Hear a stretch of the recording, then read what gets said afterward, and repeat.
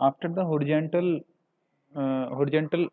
case, now we can discuss vertically immerged body in a liquid. तो last video में हमने horizontal case देखा था कि कोई बॉडी है, कोई ऑब्जेक्ट है, वो हॉरिजॉन्टली क्या है, इमर्ज है इसमें, लिक्विड में. Here we can see the body is in vertical position, okay, and emerge in a liquid. So first of all, you can see in the diagram the depth of the body in the liquid is x bar and x. What is the x bar and x? You can see the x bar is the center of the body, okay, from the top surface. Okay, this is the depth of the center of the body from the free surface of the water. And x, what is the x is a depth of strip we consider strip on the object, okay, on the body. And b is the depth, b is the width of the body, and dx is the height of the strip.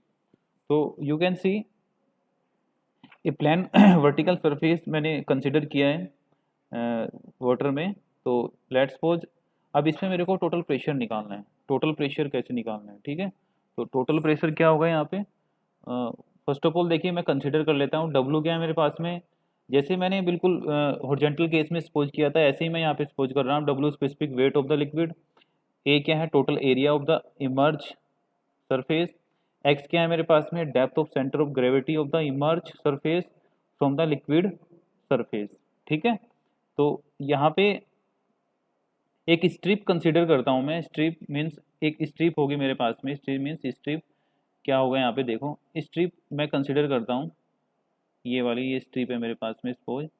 तो इस strip की जो मेरे पास में width है वो B है, और डी एक्स क्या है, इसकी हाइट है, ठीक है. थिकनेस आप कह सकते हो, D X is the thickness, width क्या है B, and it depth X from the free surface of the liquid जो आपको डायग्राम में शो किया हुआ है, ठीक है. तो the intensity of the pressure on the strip, देखो मैं इस स्ट्रिप पे सबसे पहले प्रेशर की इंटेंसिटी निकाल रहा हूँ इस स्ट्रिप पे. तो प्रेशर की इंटेंसिटी अगर मैं इस स्ट्रिप पे निकाल लूँ और उसका इंटीग्रल कर दूँ तो टोटल आ जाएगा मेरे पास में. टोटल पे कितना प्रेशर होगा, तो फर्स्ट ऑफ ऑल मैं कंसीडर कर लेता हूँ इस स्ट्रिप पे. तो डब्ल्यू इंटू में एक्स आएगा. डब्ल्यू क्या है, यूनिट वेट है, स्पेसिफिक वेट आप बोल सकते हो, स्पेसिफिक वेट है, और इंटू में एक्स क्या है, हो जाएगी मेरे पास में डेप्थ. तो area of strip B into में डी एक्स, ठीक है. तो उसके बाद मेरे पास में क्या आएगा, देखिए प्रेशर क्या है, पी क्या है, intensity of pressure, x area into में एरिया, सॉरी इंटू में एरिया. तो प्रेशर इक्वल हो जाएगा मेरे पास में इंटेंसिटी ऑफ प्रेशर इंटू में एरिया. तो डब्ल्यू एक्स इंटू में बी इंटू में डी एक्स, ये आ गया मेरे पास में पी की value, total P, pressure on the strip. ये प्रेशर निकाल लिया मैंने पी, ठीक है. यहाँ से क्या निकाला मैंने, प्रेशर. तो इंटेंसिटी ऑफ प्रेशर इंटू में एरिया. तो टोटल प्रेशर क्या होगा, अब मैंने जैसे मैंने अभी आपको बताया था कि अगर मैं इंटीग्रल कर दूँ इस स्ट्रिप के प्रेशर का तो टोटल पे प्रेशर आ जाएगा मेरे पास में. तो वही मैंने यहाँ पे किया है, इंटीग्रल कर दिया मैंने. इंटीग्रल करने के बाद क्या होगा, यहाँ पे डब्ल्यू को मैंने बाहर ले लिया क्योंकि कांस्टेंट रहेगी ये तो, ठीक है, स्पेसिफिक वेट है ना तो कांस्टेंट रहेगा. तो उसके बाद ये मेरे पास में जो ये वैल्यू आती है इंटीग्रल ऑफ एक्स, ये वाली, ये मेरे पास में इसको मैं बोलता हूँ moment of the surface area about the liquid level. आपने इंजीनियरिंग मैकेनिक्स में पढ़ा होगा कि मैं क्या लेता हूँ, सबसे पहले मोमेंट जब मैं लेता हूँ, first moment of area, second moment of area हम लेते हैं, ठीक है, जब मोमेंट ऑफ इनर्शिया निकालते हैं हम. तो यहाँ पे integral of X into B D X क्या होगा मेरे पास में, moment of the surface area about the liquid level, okay. तो ए इंटू में एक्स बार, ए इंटू में X bar we can say. तो पी इक्वल टू क्या आएगा, pressure on the strip, P equal to आएगा W A X bar. तो ये total pressure आ जाएगा in vertical position. When the body या object are emerge in a liquid in a vertical position we can calculate the pressure on the strip P equal to W A into में X bar, okay. तो ये हो जाएगा मेरे पास में.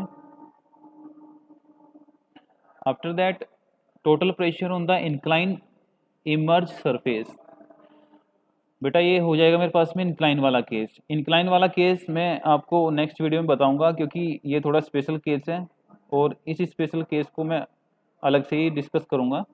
तो इसमें हमें कोई जल्दबाजी नहीं शो करनी है। फर्स्ट ऑफ ऑल आप ये दो केस जरूर देखें, इन पे न्यूमेरिकल बनता है बेटा, न्यूमेरिकल आता है इन पे। आपका जो यूनिवर्सिटी एग्जाम होगा उसमें न्यूमेरिकल आने के चांस होते हैं। न्यूमेरिकल कैसे आएगा, ये तो डेरिवेशन पूछेगा, डेरिवेशन वैसे कम पूछता है, but most of the chance होते हैं कि इस पे न्यूमेरिकल दे देते हैं। कि कोई बॉडी है, बॉडी की पोजीशन आपको बताएगा कि वर्टिकल है या हॉरिजॉन्टल है। उस केस में फिर आपको वैल्यू दे देगा और पूछेगा प्रेशर कितना होगा स्ट्रिप पे। मतलब वो बोलेगा कि आपको प्रेशर बताना है, बॉडी पे प्रेशर कितना होगा। ठीक है, तो यहाँ से आप निकाल सकते हो टोटल प्रेशर। तो थैंक यू सो